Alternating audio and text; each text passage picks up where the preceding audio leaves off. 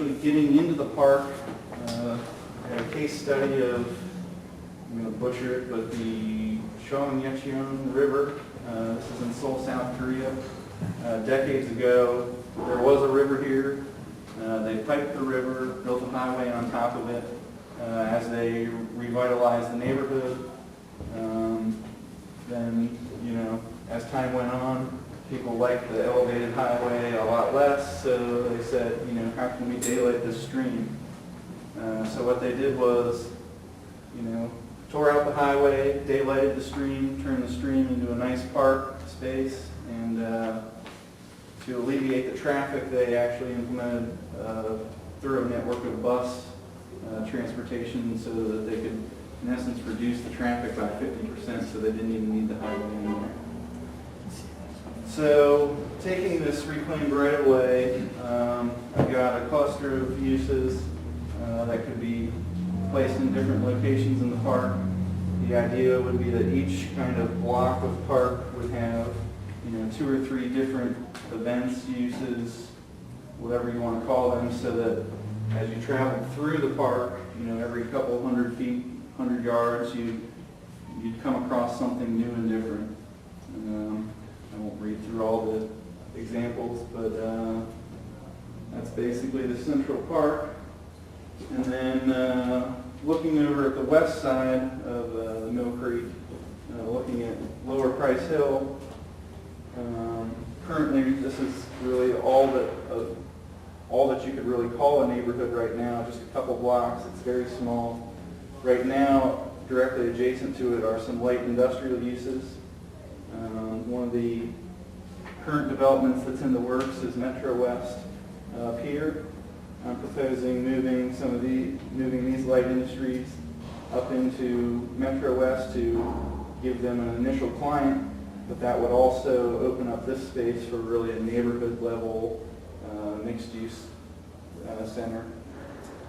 And then up here, as you may have seen in some of the, across the downtown, I've got several different colored loops that I see those not necessarily as a streetcar with actual rail lines, but I could see some industry opening up over here that would take old buses, convert them to electric, redo the inside so that they're nice, and these would be, a cheaper kind of mass transit trolley system, whatever you want to call it, that you could, implement within a year versus, tearing up all the streets and building tons of tracks.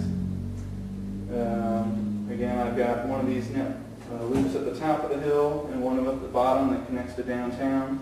So I'm proposing rebuilding the Price Hill Incline to connect these two kind of trolley lines. That would also serve as a tourist attraction for the city. Another development that's kind of in the works is the Incline Square up the top of the hill, mixed use, office, medical. I propose expanding that even further to build on that critical mass of people. And then I see a revitalized 8th Street Business District at the bottom of the hill, kind of to catch the through traffic going up to Upper Price Hill from downtown. And then the final development that's currently stalled in the works right now is the Queensgate Intermodal Terminal. This would be a through point for a worldwide shipping network. Basically, ocean liners from Asia or Europe would unload their containers onto barges in Louisiana, come up the rivers to Cincinnati where they get put directly from barges onto trains up to a site in Jeffersonville, Ohio, in between Cincinnati and Columbus. From this site, the containers would be within one trucking day of over 60% of the United States and Canadian populations. So you could get literally hundreds and thousands of containers coming through this facility every year.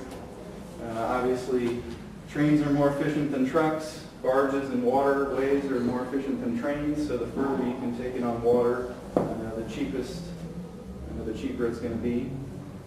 And one of the ideas behind the terminal, because there's a lot of opposition in Price Hill right now to the terminal, because the residents want it to be a park, even though you have to cross 4 active lines of active freight lines. The idea has been tossed out there that for each container that would come through the facility, there'd be some sort of care of. So I did a little spreadsheet down here of if you took a $10 tariff for every container that went through the facility, and then I did some arbitrary kind of breakups of how it could get distributed within Price Hill. Because right now, I think the Price Hill residents say, okay, there's going to be this tariff, it's going to go to the city, and it's just going to go out to Hyde Park or who knows where, and the actual residents of Price Hill are never going to see any of it.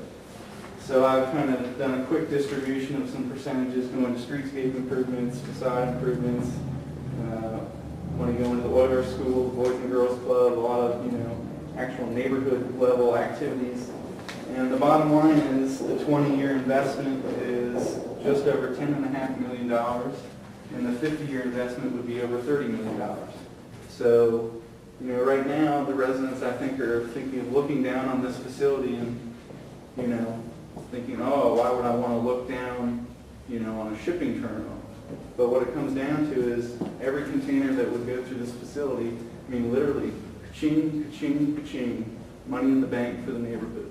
So that's basically it. Any questions, comments?